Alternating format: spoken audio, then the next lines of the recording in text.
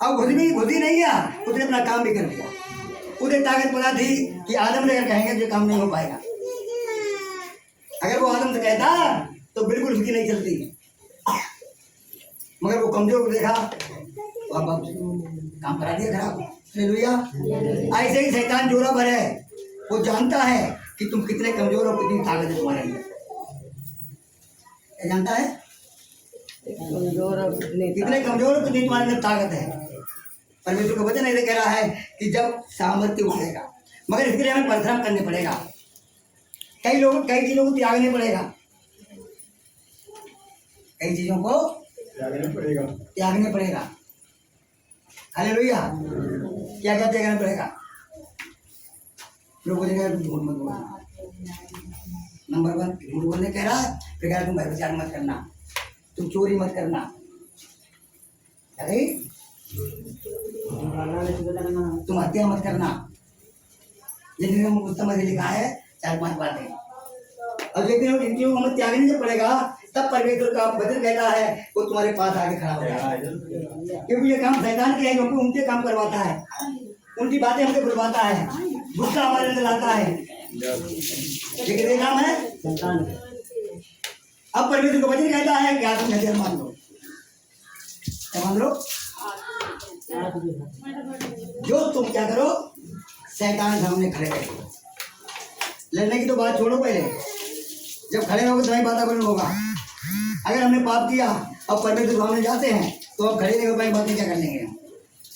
क्योंकि पाप और परमेश्वर का बैर है बहुत बड़ा।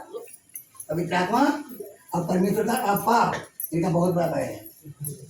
अब हम पे 6 बार करवा देता है, कई बार हमसे बात काम करवा देता है कि पवित्र आत्मा कहीं इनके ऊपर आ ना जाए।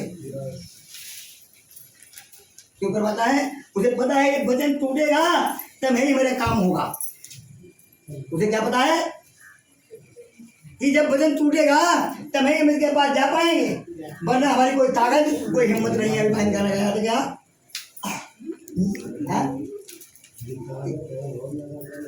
हाँ, वचन जो है वो मेरी ताकत है, मेरी हिम्मत है, मेरा बल है।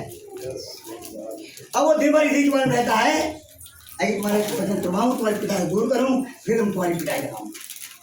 अब लगाता है, मगर हमें तो ध्यान नहीं रहता है कि हम यीशु मसीह के चेले हैं। क्या है? संसार में आ जाते हैं, उन्हीं की बराबरी करने लगते हैं।